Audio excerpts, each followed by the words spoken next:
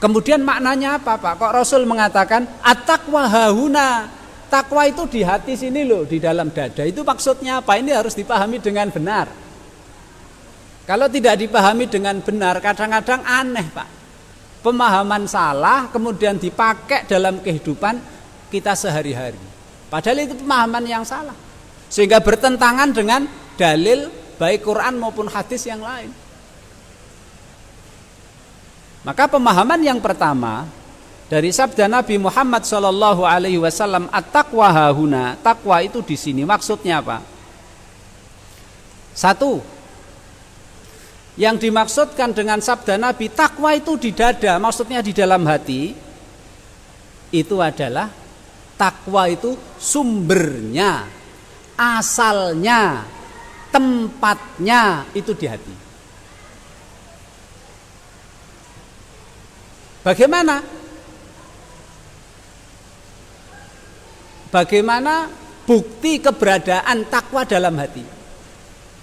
Takut kepada Allah, takut kepada murka Allah, mengharap pahala Allah dan surga serta ridho dan ingin melihat wajahnya Allah Subhanahu wa taala besok di surga. Ini kan dalam hati, Pak. Merasa diawasi terus 24 jam tanpa henti oleh Allah Subhanahu wa taala. Itulah maksud dari takwa hahuna. Yang pertama, maksudnya takwa itu adalah dalam hati, artinya tempat takwa itu dalam hati. Sumber takwa itu adalah dalam hati. Nah, karena takwa ini sumbernya dari hati, tempatnya dalam hati, maka takwa ini akan membuahkan hasil. Ada bukti. Apa itu bukti? Yaitu amal perbuatan yang baik yang dilakukan oleh lisan dan juga tangan, kaki, seluruh anggota badan.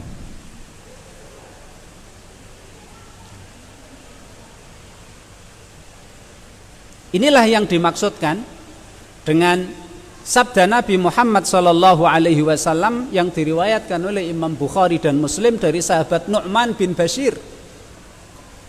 Ala wa inna fil jasadi mudghah idza salaha salahal jasadu kulluh wa idza fasada fasadal jasadu kulluh ala wahyal qalb. Inilah yang dimaksudkan dengan sabda Nabi Muhammad SAW. Sesungguhnya dalam badan kita ini ada segumpal darah. Jika segumpal darah itu baik, seluruh anggota badan ini baik. Yang dilakukan oleh tangan, yang dilakukan oleh kaki, yang dilakukan oleh seluruh anggota badan, yang diucapkan oleh mulut akan baik.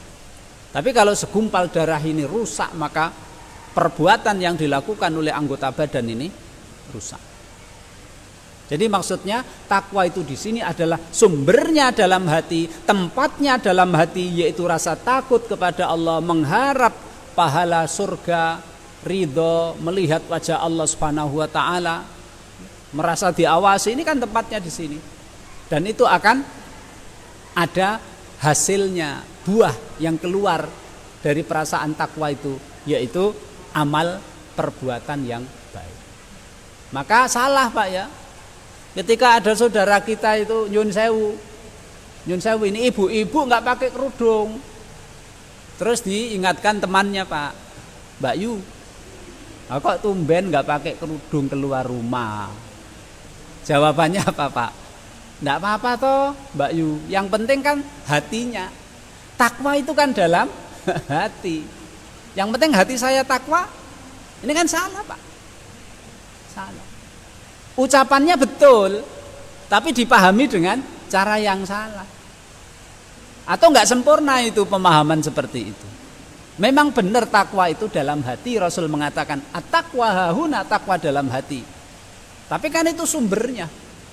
Ibaratnya kalau pohon itu akarnya. Akar kan di dalam tanah. Maka buktinya kalau ada akar dalam tanah, buktinya apa? Adalah ada dahan, ada ranting, ada daun, kemudian ada buah.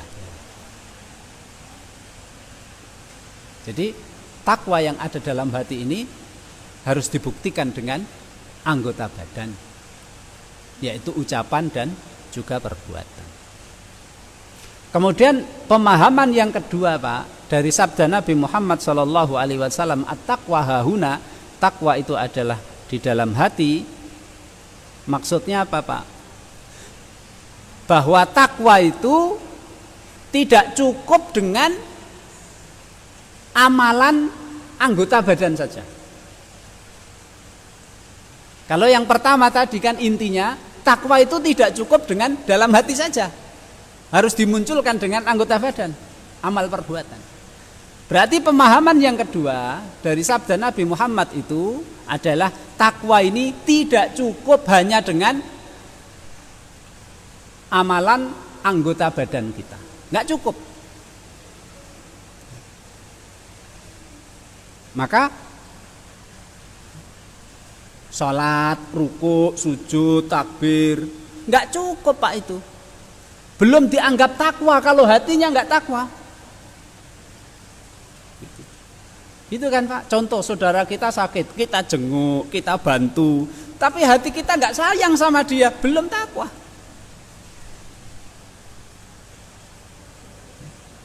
Contoh, Pak, ya, contoh.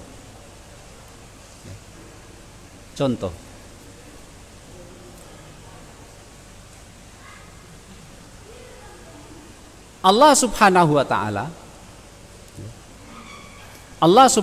ta'ala itu tidak menerima hewan korban yang kita korbankan, yang kita sembelih karena Allah Subhanahu wa ta'ala. Apa yang diterima oleh Allah, Pak? Apakah dagingnya? Tidak. Apakah nyembelihnya? Tidak. Sampai Allah Subhanahu wa ta'ala berfirman, la yanalallaha luhumuha wala dima'uha walakin yanaluhu taqwa minkum. Allah enggak butuh dagingnya, Allah enggak butuh darahnya, Allah enggak butuh tulangnya. Wong kita seandainya mogok tidak berkorban saja, Allah enggak rugi, Allah enggak kurang kekuasaan dan kemahabesarannya. Yang diminta dari kita adalah walakiyana luhut taqwa minkum. Hati kita, Pak, ketakwaan kita, ketundukan kita kepada Allah Subhanahu wa taala. Itulah yang diinginkan oleh Allah Subhanahu wa taala dari kita. Bukti yang kedua, kalau Allah Subhanahu wa taala itu tidak cukup menerima amal perbuatan tok tanpa hati, tanpa takwa dari hati. Yang kedua, orang-orang munafik itu loh, Pak. Orang-orang munafik di zaman Nabi Muhammad SAW itu Allah tidak menerima infak mereka. Allah tidak menerima perjuangan mereka, padahal mereka berjuang bareng sama Nabi. Nabi nyuruh infak, mereka infak, tapi Allah nggak terima, nggak kepake menurut Allah Subhanahu wa taala infak mereka, bahkan sholat mereka, karena mereka sholat bersama umat Islam, puasa mereka, haji mereka, apa yang mereka lakukan amal baik, Allah nggak nerima. Karena apa? Karena amal soleh mereka tidak didasari takwa dalam hati. Hatinya tidak iman, hatinya tidak tunduk kepada Allah, kepada Rasulullah Sallallahu Alaihi Wasallam. Justru hatinya malah berusaha agar agama Allah, Rasulullah, umat Islam mendapatkan bencana. Jadi ini adalah makna yang kedua. Takwa itu dalam hati. Maksudnya tidak cukup Allah Subhanahu wa taala menerima amal perbuatan dari lisan, dari anggota badan kita. Tok, enggak cukup. Kecuali amal perbuatan kita dan ucapan itu didasari oleh takwa dalam hati kita, baru diterima oleh Allah Subhanahu wa ta'ala. Orang ibadah, Masya Allah, seperti sholat, Pak, khusyuk banget, tapi niatnya riya, Pak. Berarti kan hatinya nggak takwa itu, nggak untuk Allah, nggak terima itu Allah, nggak terima itu. Nah, ini makna yang kedua. Kemudian makna yang ketiga dari sabda Nabi takwa itu di dalam hati adalah bahwa balasan, hisab, perhitungan, dihitung besok di hari kiamat, diberi pahala, balasan besok di hari kiamat, itu juga disesuaikan dengan apa yang ada dalam hati dari ketakwaan kita kepada Allah Subhanahu wa taala. Makanya di samping Allah Subhanahu wa taala, Pak, melihat anggota badan kita, Allah juga melihat hati kita. Hadis diriwayatkan oleh Imam Muslim. Rasulullah sallallahu alaihi wasallam bersabda, "Innallaha la yanduru ila ajsamikum wala ila suwarikum walaki yanduru ila qulubikum." Allah tidak melihat badanmu, posturmu, Allah tidak melihat pakaianmu, Allah tidak melihat kegagahanmu, tapi yang justru yang menjadi tempat dilihat oleh Allah Subhanahu wa taala dan diperhatikan oleh Allah adalah hatimu. Kemudian Allah Subhanahu wa taala juga berfirman, besok di hari kiamat, Pak, yang akan diperhitungkan tidak hanya amal perbuatan, tapi justru kepada apa yang ada dalam hati. Surat At-Tariq Allah Subhanahu wa taala berfirman, "Innahu ala raj'ihi laqadir yauma tublas sarair fama lahu min quwwati wala nasir." Allah Maha mampu untuk mengembalikan kita untuk hidup kembali setelah kita mati. Berarti dibangkitkan. Yauma tublas sarair, yaitu di hari kiamat. Sarair, rahasia-rahasia yang ada dalam hati besok diungkap oleh Allah Subhanahu wa taala. Apa yang ada dalam hati seseorang itu? Iman, Islam, atau kemunafikan, kekufuran, permusuhan kepada Allah, Rasulnya, dan orang Islam.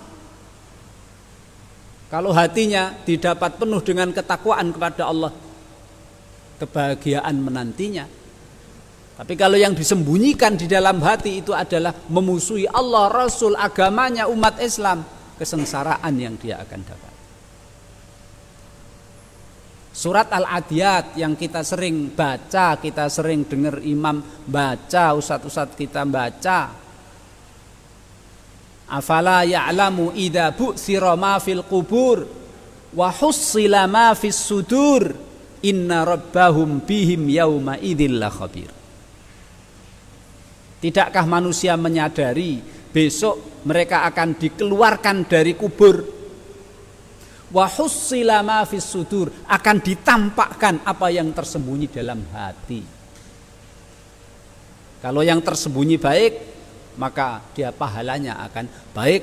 Yang tersembunyi adalah kejahatan, maka balasannya adalah keburukan.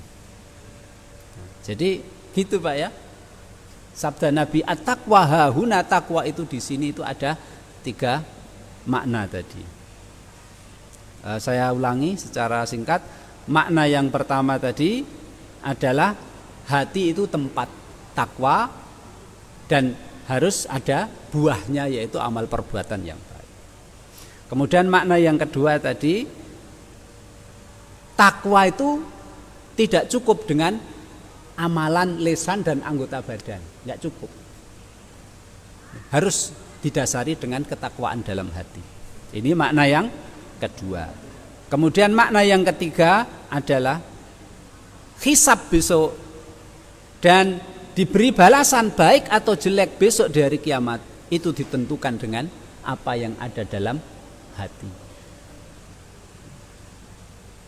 Innahu ala raj'ihi laqadir yauma tublas sarair.